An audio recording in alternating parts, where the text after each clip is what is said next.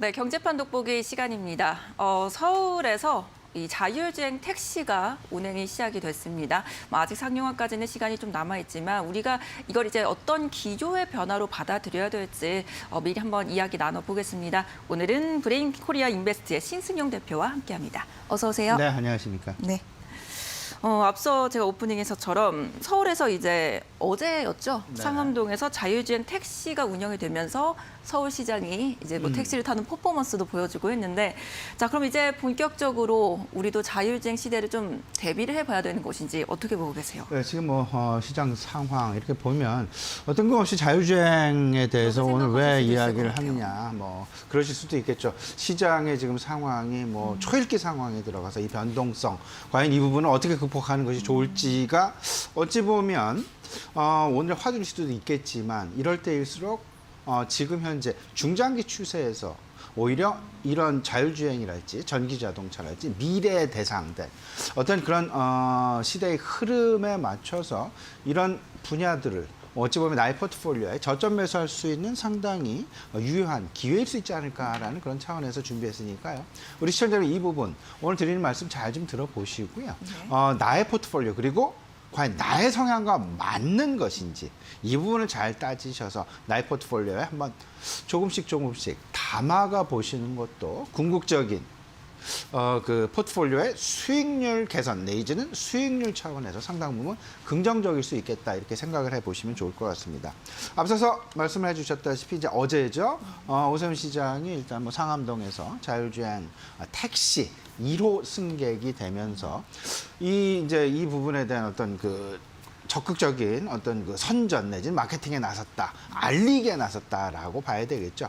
이 부분 생각을 해보면서 과연 자율주행, 이제 그 실질적으로는 내년 1월 1일부터 지금 현재는 무료인데요, 유료화 되겠다. 그리고 지금 현재는 세대의 택시가 운영되고 있지만 추후 뭐 40대, 50대까지 중장기적으로 늘릴 계획에 있다라는 부분, 이야기가 잘 되었다라는 점, 이 부분 생각을 좀 잘 해봐야 될 것 같습니다.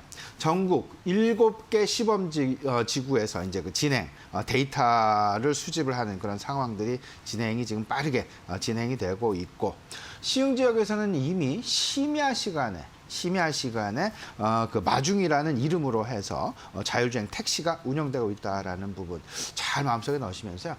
그냥 말로만 듣던 자율주행, 아직 멀다라고 느끼고 있는 자율주행. 이 부분이요. 어찌 보면 전기자동차와 관련된 부분을 우리가 곰곰이 생각을 해보시면 나도 모르는 사이에 어느덧 기술의 발전이 빠르게 진행이 되고 실질적으로 우리의 실물 시장으로 현실화 다가오게 되면서 시장 내 매우 중요한 화두가 되어버린다라는 부분 생각을 해보시면서 아직 멀었다라는 그런 생각보다는 조금씩 미리미리 나의 포트폴리오에 조금씩 담아가시는 그런 전략 구사하시는 것이 상당 부분 유효할 것이다라는 점 다시 한번 말씀을 좀 드려봅니다. 이 부분 좀 크게 좀 말씀을 드려보면 정부에서 계속해서 관심을 가지고 있습니다. 레벨 4, 이제 그 2027년까지 상용화시키겠다라는 그런 목표. 이렇게 되면서 이제 그 결국은 융합이 되겠습니다. 차량에 대한 융합, ICT에 대한 융합, 뭐 이런 부분, 융합이라는 부분으로서 이 부분을 이제 잘 생각을 하셔야 될 것 같고, 결국 뭐 차량 융합이랄지, 그 뭐 ICT 융합이랄지, 그 다음에 서비스도 마찬가지, 그 다음에 이제 그 도로 교통 그 융합에 대한 부분, 도로 교통 신호 체계랄지, 이런 정보 전달 기술이랄지, 이런 부분들 전반적으로 우리 시장 그리고 우리 종목군 중에 상당히 많이 포진되어 있습니다. 이 중에서 이제는 옥석 가리기 이런 쪽에 좀 관심을 가질 필요가 있지 않나 생각이 좀 많이 듭니다. 그러니까 말씀처럼 지금 이런 마케팅을 한다는 것 자체가 정부에서 이제는 좀 적극적으로 밀어주겠다, 그렇죠. 이렇게 네네. 좀 해석을 해볼 수 있을 것 같고, 이제 한 달 동안 이게 정말 안전한 건지 사회적인 합의가 이루어질 수 있는 것인지를 체크를 하는 시간일 것 같은데, 그렇다면 저희가 또 하나하나 따져봐야 될 것 같아요. 어떤 분야를 우리가 살펴봐야 되는 네네. 것인지, 먼저 선점을 해봐야 되는 것인지 네네. 어떻게 보고 계세요? 네, 앞에서 이제 그 말씀을 드렸다시피 전기자동차 내지는 자율주행 자동차. 일단 자율주행 자동차에 대한 기본 구동, 기본 모듈은 세 가지입니다. 이제 주행이라는 부분이 한 가지가 있고, 그다음에 센서라는 부분. 그러니까 외부 충격이나 외부 신호를 감지를 해야 되겠죠. 그래서 센서라는 부분이 있고, 이 부분을 복합적으로 처리를 하고 그 상황에 따른 반응을 만들어내기 위해서 데이터가 필요하다. 지금 빅데이터가 사실상 상당 부분 형성이 되어 가고 있는 그런 상황. 주행이라는 기본 동작 하나, 여기에 센서라는 부분, 그리고 데이터라는 것. 이 세 가지가 자율주행의 핵심이라는 점 꼭 좀 생각을 해 두셔야 될 것 같고, 이미 말씀을 드렸다시피 자동차 업종, 어느 업종에 대비해서도 가장 큰 대규모의 지각 변동이 이미 일어나고 있는 업종이 자동차 업종이다라고 말씀을 좀 드리고 싶습니다. 무슨 말씀이냐면, 과거 화석 연료에서 이제 전기 자동차로 확실하게 변해가고 있는 큰 추세. 그리고 과거 기계 장치가 아니라 이제는 전자 장치로 그 바라보는 형태, 이에 대한 어떤 사물 자체가 인식 자체가 바뀌어지고 있다라는 부분. 이제는 더 이상 기계 장치가 아닌 전자 장치다라는 쪽으로 꼭 생각을 하실 필요가 있고, 그렇다면 이 전자 장치에 대한 관심, 그 어떤 그 인식에 대한 변화 부분 꼭 생각을 해 두셔야 되겠다 말씀을 좀 드려봅니다. 근데 이런 속에서 정부의 지원, 정부의 방향성, 그리고 정부가 추구하는 바, 이 부분을 멀리하면 안 될 것 같은데, 이런 속에서 진행 경로와 그리고 이제 그 단계에 대해서 좀 관심을 가져야 되는데, 정부 지원 이렇습니다. 보조금 정책과 친환경 정책이 있고, 그다음에 분명히 전기 자동차가 됐건 자율주행차가 됐건 생산 확대 과정에 돌입을 하게 됩니다. 그러면 자동차 부품주에 당연히 관심을 가져야 될 것 같고, 소비 증가 단계에서는 이제 완성차에 관심을 가지셔도 되겠다. 따라서 지금 현재 단계 정부 지원과 생산 확대의 바로 일촉즉발의 그런 상황이다라면, 정부가 추구하는 방향, 이거에 맞춘 자동차 부품주에 일단은 관심을 가질 필요가 있어 보이는데, 결국 우리가 추구하는 미래 자동차는 스마트 자동차다라는 점. 결국은 전기차는 이제는 일반화 추세이지만 여기에 자율주행 기능이 결합이 되고, 그러면 전기와 자율주행의 결합, 이 이야기는 에너지와 기술의 발전이다라는 것을 이야기를 하게 될 것이고, 여기에 스마트 기기와 자동차까지 결합이 되어지는 소위 말하는 인포테인먼트의 기능까지 갖춰져야 된다라면, 이 부분은 결국은 4차 산업혁명이 추구하는 융합과 초연결의 결정체가 될 수 있다는 부분 꼭 생각을 해 두실 필요가 있어 보입니다. 네. 완벽한 상용화가 되기 전까지는 부품주에 관심이 쏠릴 수밖에 없다, 이렇게 정리를 볼 수 있을 것 같고, 말씀처럼 주행 센서 데이터 가운데 데이터의 가장 강세를 보이는 게 제가 봤을 때는 테슬라가 아닐까. 그래서 그렇죠. 지금 또 주목을 받고 있는 것 같고요. 말씀처럼 전기 장치이기 때문에 애플도 애플카를 만들겠다라는 이야기가 나오는 것 같아요. 그 두 업체를 좀 비교를 해보면 어떻게 볼 수 있을까요? 네, 지금 이제 뭐 완성차, 말 그대로 지금 완성차를 향해서 달려가고 있는 게 테슬라와 애플, 글로벌 최강자라고 시장에서 이야기를 하고 있는 부분이 될 것이고, 물론 애플 같은 경우는 아직 전기 자율주행 자동차를 만들지는 못했습니다. 개발은 아직 못했습니다. 다만 이제 그 테슬라 같은 경우는 전기 자동차를 기반으로 해서 이 위에 풀 셀프 드라이빙이라는 완전 자율주행 기능을 위에다가 씌우려는, 그래서 이제 그 추가하려는 그런 상황에 있다라고 보셔야 될 것 같고, 그렇다면 테슬라가 왜 고성장, 그리고 시장에서 왜 이렇게 고평가의 주식, 그러니까 그 좋은 평가를 받으면서 주가의 상승이 지속되고 있을까 생각을 해보면, 테슬라 그들의 지금 특징은 딱 한 가지입니다. 소위 말하는 스토리 메이킹 전략이다라는 점. 스토리가 메이킹이 되고 있다. 그 이야기는 말 그대로 소설 같은 상황들이 현실화되어지는 그 과정 속에 테슬라가 그 한가운데 있기 때문이다라는 점. 근데 이 부분에 있어서 한때는 실망하고, 하지만 한때는 성공해서 상당히 긍정적인 시장에서의 평가를 받고, 이런 부분이 반복이 되면서 결국 테슬라 $1,000가 넘어서는 그런 상황까지 왔던 게 현실이었고요. 그 과정 속에서 어떤 부분들이 있었냐 하면, 테슬라 옛날에 이제 뭐 그 과거에 이제 그 뭐 오토노미 데이랄지 2019년, 2020년에 배터리 데이라는 뭐 데이 형식으로 이제 각종 큰 이벤트들을 계속 시장에 관심을 끌기 위해서 만들어냈다라는 점. 올해 같은 경우에는 AI 데이. 결국은 테슬라도 추구하는 것이 AI, 인공지능, 결국은 자율주행이다라는 부분. 말 그대로 2019년에 오토노미다라는 것으로 화두를 꺼내기 시작해서 이 2년 후에 자율주행이나 AI라는 쪽으로 더 발전되고 성숙된 그런 그림으로 찾아왔다라는 부분. 애플 같은 경우에는 이미 이 기반 속에서 이미 출발점이 다릅니다. 네. 애플은 지금 저 화면으로 나가고 있습니다만은 칩 개발 능력이 워낙 탁월하고 여기에 고객 충성도가 워낙 대단하고 더 나아가서는 애플 TV랄지 애플 앱이랄지 다양한 콘텐츠를 보유하고 되면서 전반적으로 소위 말하는 지금 현재 시장에서 추구하고 시장에서 얘기하고 있는 미래 컨셉트카, 스마트카의 기본 형태를 갖춰가고 있다라는 부분에서 상당히 중요한 부분이다라는 생각이 들고요.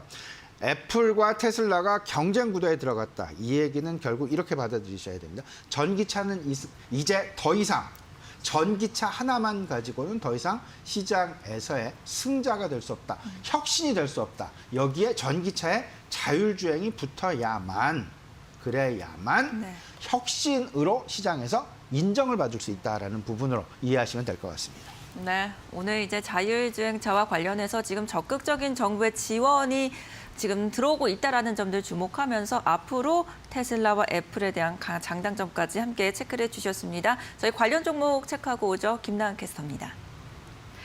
경제판 돋보기 시간입니다. 오늘은 자율주행 관련주들을 만나보도록 하겠습니다. 먼저 해성 DS입니다. 반도체 구조재료인 서브스트레이트를 생산하는 반도체 후공정 업체인데요.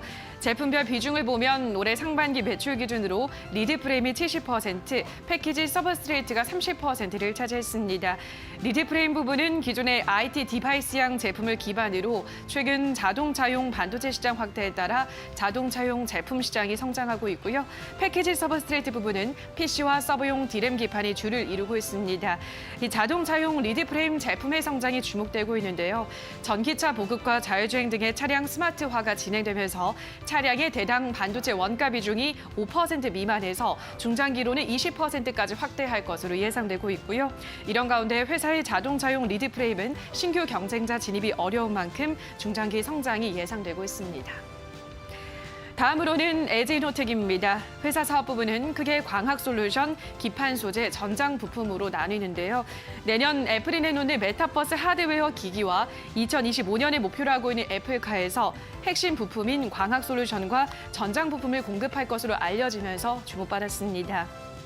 LG노텍은 이미 자율주행 전기차 핵심 부품인 모터 센서, 라이다, 카메라 등을 글로벌 자동차 업계 15개 이상 공급하고 있습니다. 그러면서 자율주행 카메라 업계 1위를 차지하고 있는데요. 때문에 자율주행 시장 개화 최대수의 기업이 될 것으로 예상되고 있습니다. 앞으로의 성과 주목해 보시기 바랍니다. 마지막으로는 아모센스입니다. 차세대 전장 그리고 사물인터넷 토탈 솔루션 기업인데요. 요즘 전자기기들에서는 선들이 사라지고 있죠. 무선 제품이 당연시되고 있는데요. 아모센스는 이 전장과 사물인터넷 무선 충전에 필요한 부품을 만들고 있습니다. 특히 무선 충전용 차페시트 원천 기술을 개발해서 삼성전자, LG전자, 구글 등에 공급을 하고 있습니다. 회사는 2012년에 세계 최초로 차페시트 원천 기술을 개발해서 관련한 특허 포트폴리오를 다양하게 구축하고 있고요. 이러한 아모센스는 신사업으로 자율주행과 친환경차 필요한 핵심 통신 모듈 그리고 정밀 센서 기술 고도화에 집중하고 있습니다. 최근 몇 년간 꾸준히 공격적으로 R&D 투자를 지속해 오면서 본격적인 성장에 시동을 걸고 있습니다. 아모센스까지 주가 추이 주목해 보시기 바랍니다. 자, 여기까지 오늘은 자율주행 수혜주들 확인하셨습니다. 네, 저희도 이제 종목으로 부품주를 살펴봤는데 앞서 말씀처럼 이제 부품주를 봐야 되는 시기다. 그럼 저희가 어떤 부품을 봐야 되는 건지? 세 가지 관점에서 이제 보셔야 됩니다. 첫 번째는 앞서서 말씀드렸던 구동 관점, 그러니까 그 자동차가 운행을 하는 관점. 여기서는 이제 그 모터랄지 조향 장치랄지 이런 부분을 보셔야 될 것 같고, 두 번째가 이제 에너지 모듈이 되겠습니다. 네. 소위 말하는 이제 배터리, 그러니까 지금 현재 화석 연료에 준한다라고 보셔야 될 것 같은데 배터리를 구동하는 그런 관련, 뭐 워낙 많아서 뭐 일일이 여러분께 소개는 못 해드리겠습니다만은 배터리와 관련된 부분은 띄워놓고 볼래도 띄워놓을 수 없는 스마트 자동차의 핵심 모듈이다라는 점 생각을 해두시고 마지막으로 우리가 더 관심을 가져야 될 부분은 아무래도 인포테인먼트 쪽이 아닐까라는 생각입니다. 인포메이션과 엔터테인먼트의 결합체를 인포테인먼트라고 하고 있는데 자율주행을 하게 되면 결국 우리 사람들 이제 운전자가 나름 차 속에서 즐기는 그런 상황으로 어떤 그 현실의 개선이 발전이 나타나게 될 텐데 그 속에서 디스플레이랄지 자율주행과 관련된 어떤 모듈이랄지 아니면 여기에 중요한 부분 컨텐츠라는 부분도 그 한 축을 담당하게 될 것이다라는 부분 꼭 생각을 해 두셔야 될 것 같습니다.